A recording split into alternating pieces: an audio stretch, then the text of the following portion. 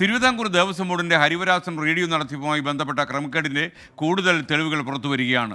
Radio നടത്തിപ്പ് ടെൻഡറിൽ ഏറ്റവും കുറഞ്ഞ തുക വാഗ്ദാനം ചെയ്തിട്ടും തന്നെ ഒഴിവാക്കിയെന്ന് പ്രശസ്ത റേഡിയോ പ്രക്ഷേപകൻ കെ ചന്ദ്രസേനൻ ആരോപിക്കുന്നു. വിശദീകരണം ലഭിച്ചില്ലെങ്കിൽ നിയമ നടപടി സ്വീകരിക്കുമെന്നും കെ ചന്ദ്രസേനൻ മുന്നറിയിപ്പ് നൽകുന്നു. ഞങ്ങളത് 5,40,000 രൂപയായിരുന്നു ഒരു മാസം. വേറെ ഇൻസ്റ്റലേഷൻ ഫീ ഒന്നുമില്ല. പക്ഷേ ഇപ്പോഴും അനുവദിച്ചു എന്ന് പറഞ്ഞ് വിവാദമായ ഒരു ടീമിന് 20 ലക്ഷം രൂപ ഇൻസ്റ്റലേഷൻ ഫീ അവർ ആവശ്യപ്പെട്ടു. പുറമെ മാസം 5 ലക്ഷം രൂപയും. കൂട്ടുനോക്കിയാൽ ഏറ്റവും കുറഞ്ഞ റേറ്റ് എൻ്റെതാണ് വരുന്നത്. അപ്പോൾ 5,40,000 രൂപ എന്ന ഏറ്റവും ചെറിയ കോട്ട് കൊടുത്തിട്ടും എനിക്കൊരു മറുപടിയും കിട്ടിയില്ല. ഇവർ ഇപ്പോൾ പറയപ്പെടുന്നവർക്ക് ഏകദേശം 5,83,000 രൂപയാവും. 5 ലക്ഷം രൂപ മാസം തോറും, പിന്നെ 20 ലക്ഷം രൂപ ഇൻസ്റ്റലേഷനുമുണ്ട്. കൂട്ടു നോക്കിക്കഴിഞ്ഞാൽ 2 വർഷത്തേക്കാണെങ്കിൽ 5,83,333 ഇവർക്കാവും. എനിക്ക് 5,40,000 വരുള്ളൂ. പക്ഷേ എനിക്ക് തന്നില്ല എന്ന് മാത്രമല്ല, തരാത്തിൽ നമുക്ക് പരാതിയില്ല. ഈ ബിഡ് നമ്മൾ പൊട്ടിക്കുന്ന ദിവസം 28-ാം തീയതി ദേവസ്വം കമ്മീഷണർ പറഞ്ഞത് വിത്തിൻ 2 days നിങ്ങൾ വിവരം അറിയിക്കുമെന്ന് പറഞ്ഞു. അപ്പോൾ അല്ലെങ്കിൽ ഫോൺ വഴി അല്ലെങ്കിൽ മെയിൽ വഴി നമ്മൾ വെയിറ്റ് ചെയ്തു. 4-5 ദിവസം വെയിറ്റ് ചെയ്തിട്ട് യാതൊരു അറിയിപ്പില്ല. അപ്പം ബിഡ് പൊട്ടിച്ച് കഴിഞ്ഞ് വീണ്ടും ദിവസങ്ങൾ നീണ്ടുപോയപ്പോൾ തീർച്ചയായിട്ടും നമുക്ക് മനസ്സിലായി ഇതിനകത്ത് അഴിമതിയുടെ ഒരു മണമടിച്ചു. അപ്പോൾ ഞാൻ അദ്ദേഹത്തിന് മെയിൽ അയച്ചു, ദേവസ്വം കമ്മീഷണർക്ക് മെയിൽ അയച്ചു. മറുപടി തന്നില്ല. പ്രവാസി ഭാരതി റേഡിയോ നെറ്റ്വർക്കിലൂടെ അറിയപ്പെട്ട റേഡിയോ പ്രക്ഷേപകനാണ് കെ ചന്ദ്രസേനൻ. ആകാശവാണി നിലയങ്ങളിലും അധികം പ്രശസ്തനായിരുന്നു. ഒരു പ്രോഗ്രാം അനൗൺസറായി തിരുവനന്തപുരം ആകാശവാണി നിലയത്തിൽ കുറേ കാലം കെ ചന്ദ്രസേനൻ ജോലി ചെയ്തിരുന്നു. ഇപ്പോൾ നമുക്കൊപ്പം കൂടുതൽ വിശദാംശങ്ങളുമായി ഉമേഷ് ബാലകൃഷ്ണൻ ചേരും. അതേപോലെ സന്നിധാനത്ത് നിന്ന് MG പ്രതീഷും ചേരും. ആദ്യം ഉമേഷ് ബാലകൃഷ്ണനിലേക്ക്. ഉമേഷ്, നമുക്ക് എന്തൊക്കെയാണ് വിവരങ്ങൾ ഇതിനെക്കുറിച്ച് കൂടുതൽ അറിയാൻ കഴിഞ്ഞത്? ഇതിൽ പ്രകടമായ ചില ക്രമക്കേട് നടന്നു എന്നാണോ മനസ്സിലാക്കേണ്ടത്?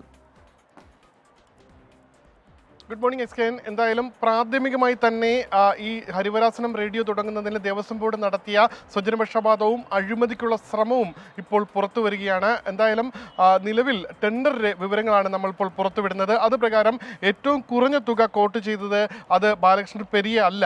ബാലകൃഷ്ണൻ പെരിയ മുന്നോട്ട് വെച്ചത് ഒരു മാസം 5 ലക്ഷം രൂപ ഒരു റേഡിയോയ്ക്ക് പ്രവർത്തന ചെലവും അതിൻ്റെ പ്രാരംഭ നിർമ്മാണ പ്രവർത്തനങ്ങൾക്കായി 20 ലക്ഷം രൂപയുമായിരുന്നു ഈ ടെൻഡറിൽ കോട്ട് ചെയ്തത്. കഴിഞ്ഞ ഒക്ടോബർ 28-നാണ് ടെൻഡർ ദേവസ്വം ബോർഡ് തുറന്നത്. അന്ന് 7 ടെൻഡറുകൾ ഉണ്ടായിരുന്നു. സർക്കാരിൻ്റെ കീഴിലുള്ള മീഡിയ അക്കാദമി അടക്കം ടെൻഡർ നൽകിയതാണ്. പക്ഷേ മീഡിയ അക്കാദമിയുടെ തുക 10 ലക്ഷത്തിന് മുകളിലായിരുന്നു. അതുകൊണ്ട് തന്നെ ഏറ്റവും കുറഞ്ഞ ടെൻഡർ തുക സാധാരണഗതിയിൽ അംഗീകരിക്കാറുണ്ട്. അതിനു മുമ്പ് ആവശ്യമെങ്കിൽ ടെക്നിക്കൽ പരിശോധനകൾ കൂടി നടത്താറുണ്ട്. അങ്ങനെ നോക്കിക്കഴിഞ്ഞാൽ ഇതിൽ ഏറ്റവും കുറഞ്ഞ തുക ഈ ടെൻഡർ പ്രകാരം കോട്ട് ചെയ്തിരിക്കുന്നത് അത് പ്രശസ്ത റേഡിയോ ആർട്ടിസ്റ്റും റേഡിയോ രംഗത്ത് 40 വർഷത്തിലധികം പ്രവർത്തന പരിചയവുമുള്ള കെ ചന്ദ്രസേനാണ്. അദ്ദേഹം പ്രവാസി ഭാരതി എന്ന റേഡിയോ സംരംഭത്തിൻ്റെ പേരിലായിരുന്നു ഇത്തരമൊരു ടെൻഡർ കോട്ട് ചെയ്ത് നൽകിയത്. അതുപ്രകാരം ഇൻസ്റ്റലേഷൻ ചാർജ് 1 രൂപയുമില്ല. ഒപ്പം മാസം പ്രവർത്തന ചെലവ് എന്ന് പറയുന്നത് 5,40,000 രൂപ മാത്രമായിരുന്നു. എന്നിട്ട് 20 ലക്ഷം രൂപ ഇൻസ്റ്റലേഷൻ ചാർജും 5 ലക്ഷം രൂപ മാസം നടത്തിപ്പും കൂടി ചേർത്താൽ ബാലകൃഷ്ണൻ പെരിയ മുന്നോട്ട് വെച്ച ടെൻഡറിൽ 2 വർഷത്തേക്ക് ഈ 20 ലക്ഷം കൂടി ചേർത്ത് കഴിഞ്ഞാൽ ഒരു മാസത്തെ ചെലവെന്ന് പറയുന്നത് 5,83,000 മുകളിൽ വരും. എന്നാൽ 5,40,000 കോട്ട് ചെയ്ത ഈ ചന്ദ്രസേനെ ഇത് നൽകാൻ ദേവസ്വം ബോർഡ് തയ്യാറായില്ല.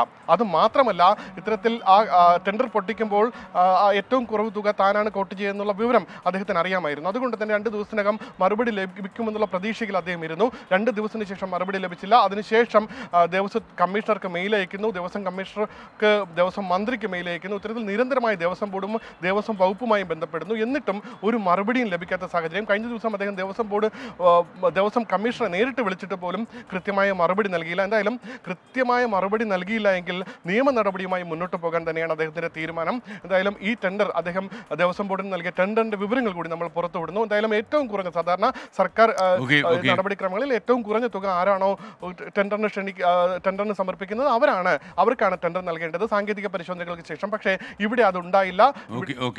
ഉമേഷ് ബാലകൃഷ്ണനാണ് വിവരങ്ങൾ നൽകിയത്. അറിയപ്പെട്ട റേഡിയോ പ്രക്ഷേപകനായ കെ ചന്ദ്രസേനൻ നിയമ നടപടികളുമായി ഹരിവരാസനം റേഡിയോയുടെ കാര്യത്തിൽ മുന്നോട്ട് പോകുമെന്നാണ് പറയുന്നത്. എന്നാൽ ഈ ഹരിവരാസനം റേഡിയോ അതിനിടെ പ്രക്ഷേപണം ആരംഭിച്ചു എന്ന രീതിയിലുള്ള വാർത്തകളും വരുന്നു. ശബരിമല സന്നിധാനത്ത് നിന്ന് MG പ്രതീഷ് തത്സമയം ചേരുന്നു. പ്രതീഷ്, ശരിക്കും ഈ ഹരിവരാസനം റേഡിയോ ഓണായോ? SKN ഈ മണ്ഡല മകരവിളക്ക് തീർത്ഥാടന കാലത്ത് തുടങ്ങാനിരുന്നതാണ് ഹരിവരാസനം റേഡിയോ. ഇതുമായി ബന്ധപ്പെട്ടുള്ള നടപടികൾ പുരോഗമിക്കുന്നതിനിടെയാണ് അതിൽ തന്നെ ഒരു വഴിവിട്ട നീക്കം തിരുവിതാംകൂർ ദേവസ്വം ബോർഡിന്റെ ഭാഗത്ത് നിന്ന് ഉണ്ടാകുന്നത്. അടിമുടി ദുരൂഹതയാണ് ഇതുമായി ബന്ധപ്പെട്ടുള്ള കരാറിൽ നിന്ന് കരാർ വിവരങ്ങൾ പുറത്തു വരുമ്പോൾ മനസ്സിലാക്കാൻ കഴിയുന്ന കാര്യം. കാരണം ഒരു പ്രത്യേക അല്ലെങ്കിൽ ഒരു താല്പര്യത്തോടു കൂടി ഒരാൾക്ക് മാത്രം ഈ കരാർ നൽകാനുള്ള നീക്കം ദേവസ്വം ബോർഡിന്റെ ഭാഗത്ത് നിന്ന് ഉണ്ടാകുന്നു. പക്ഷേ ആ നീക്കം തടഞ്ഞത് പ്രധാനമായും ഈ CPM സംഘടനയായ CITU ആണ്. ഇതിനെതിരെ വലിയ പ്രതിഷേധം ഉന്നയിച്ചുകൊണ്ട് CITU തിരുവിതാംകൂർ ദേവസ്വം ബോർഡിന് കത്ത് നൽകിയതോടുകൂടിയാണ് ഇതുമായി ബന്ധപ്പെട്ടുള്ള എതിർപ്പുകൾ പുറത്തേക്ക് വരുന്നത്. ഒപ്പം ബോർഡിൽ ഉൾപ്പെടെ ബോർഡംഗങ്ങൾക്കിടയിൽ തന്നെ ഇതിൽ ഭിന്ന അഭിപ്രായം ഉണ്ടായിരുന്നു. പക്ഷേ എന്നിട്ടും അപ്പോഴും ഈ കരാറുമായി മുന്നോട്ട് പോകാനായിരുന്നു ദേവസ്വം ബോർഡിന്റെ തീരുമാനം. മാത്രമല്ല ഈ കരാറുമായി മുന്നോട്ട് പോയാൽ അത് ദേവസ്വം ബോർഡിന് വലിയ സാമ്പത്തിക ബാധ്യത ഉണ്ടാക്കുമെന്നും യാതൊരു തരത്തിലും ഒരു സാങ്കേതിക സമിതി അല്ലെങ്കിൽ ഒരു എക്സ്പേർട്ട് കമ്മിറ്റി പരിശോധിക്കാതെയാണ് കരാറുമായി മുന്നോട്ട് പോകുന്നതെന്നുള്ള വിവരങ്ങൾ പുറത്തു വന്നു. കാരണം കൃത്യമായി ദേവസ്വം കമ്മീഷണർ ഇതുമായി ബന്ധപ്പെട്ടുള്ള ഫയലിൽ നോട്ടായി എഴുതിയിരുന്നു. കാരണം എക്സ്പേർട്ട് കമ്മിറ്റി ഇത് പരിശോധിക്കണം, ഇതിന്റെ ചെലവ് ഉൾപ്പെടെ ഉള്ള കാര്യങ്ങൾ പരിശോധിക്കണമെന്ന് നോട്ടായി എഴുതിയെങ്കിൽ പോലും അതുൾപ്പെടെ പരിഗണിക്കാതെയാണ് പ്രധാനമായും ഈ കരാർ ബാലകൃഷ്ണൻ പെരിയയ്ക്ക് നൽകാൻ തിരുവിതാംകൂർ ദേവസ്വം ബോർഡ് തീരുമാനിച്ചത്. മാത്രമല്ല ഈ 7 പേരാണ് ഇതുമായി ബന്ധപ്പെട്ടുള്ള ടെൻഡറിൽ പങ്കെടുത്തത്. പക്ഷേ അവരുടെ ടെൻഡറുകൾ ഒന്നും തന്നെ പരിഗണിച്ചില്ല. അവരുമായി യാതൊരു ആശയവിനിമയവും നടത്താതെ ഏകപക്ഷീയമായാണ് ഇത്തരത്തിലൊരു റേഡിയോ പ്രക്ഷേപണം ബാലകൃഷ്ണൻ പെരിയയ്ക്ക് നൽകാനുള്ള നീക്കം നടന്നത്. അതുകൊണ്ട് തന്നെ ഇതിലൊരു അഴിമതി ആരോപണം ഉണ്ടായിട്ടുണ്ട്, അല്ലെങ്കിൽ ഒരു സ്വജനപക്ഷപാതം ഉണ്ടായിട്ടുണ്ട് എന്നതാണ് പ്രധാനമായും K. ചന്ദ്രസേനൻ ഉൾപ്പെടെയുള്ള ആളുകൾ പറയുന്ന കാര്യം. ഇതോടുകൂടിയാണ് ഇതൊരു വിവാദം ഒഴിവാക്കുന്നതിന് വേണ്ടിയാണ് ഇപ്പോൾ ഈ റേഡിയോ പ്രക്ഷേപണം തന്നെ അല്ലെങ്കിൽ ഈ പദ്ധതി തന്നെ ഉപേക്ഷിച്ചുകൊണ്ട് തിരുവിതാംകൂർ ദേവസ്വം ബോർഡ് തടിയൂരിയിരിക്കുന്നത്. SKN. Okay, thank you. എന്തായാലും ഹരിവരാസനം റേഡിയോ ഇതിനകം തന്നെ വിവാദ കഥാപാത്രമായി മാറിക്കഴിഞ്ഞു. കൂടുതൽ അന്വേഷണവും കൂടുതൽ മറുപടിയും തിരുവിതാംകൂർ ദേവസ്വം ബോർഡ് പറയട്ടെ എന്നാണ് നമുക്ക് അഭിപ്രായം.